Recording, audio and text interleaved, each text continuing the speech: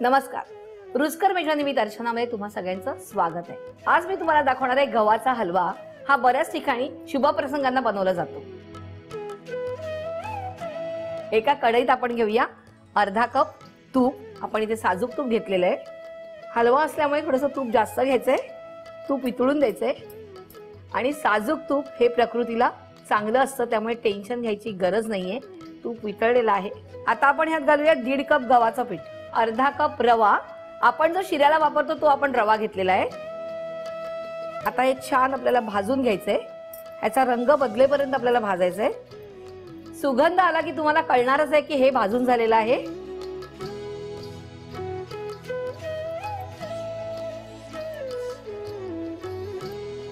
रंग बदललेला आहे, सुगंध पसरलेला आहे आणि जसं हे मिश्रण होत जातं ना तसं तूप असं साइडने सुटत जातं।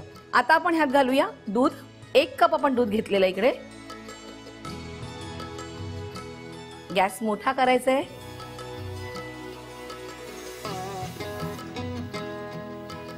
आता आपण ह्यात केशर घालूया। 2 चिमूट केशर आहे। त्यानंतर मनुका, किशमिश, तुम्हाला ड्रायफ्रुट्स घालायचे तर तुम्ही घालू शकता। अर्धा चमचा वेलची पावडर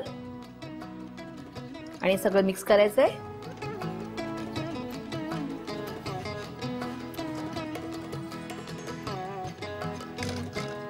आता आपण ह्यात गुळ घालणार आहोत। आपण इथे 1 वाटी गुळ घेतलेला आहे, बारीक चिरून घेतलेला आहे आणि हा प्रसाद जो आहे म्हणजे हा गव्हाचा जो हलवा आहे तो आपण गुळामध्येच करायचा आहे। पुन्हा मिक्स करून घ्यायचा आहे।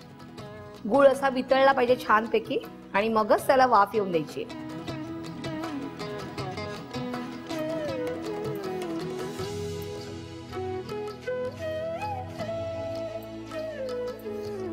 हे सतत ना ढवळत राहायचंय, नाहीतर काय होईल की गुळ आहे तो करपेल, म्हणजे खाली लागेल ना ते कढईमध्ये।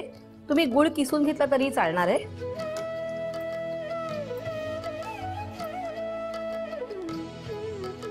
गुळ वितळलेला आहे।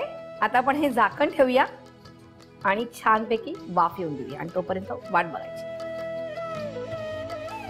बघूया झालंय का? झालेला आहे। गॅस बंद करूया आणि प्लेटिंग करूया।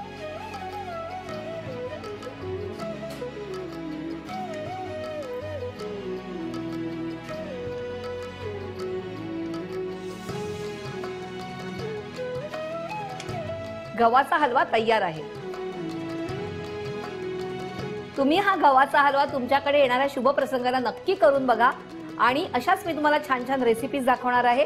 त्यासाठी रुचकर मेजवानीला सबस्क्राइब करायचं आहे।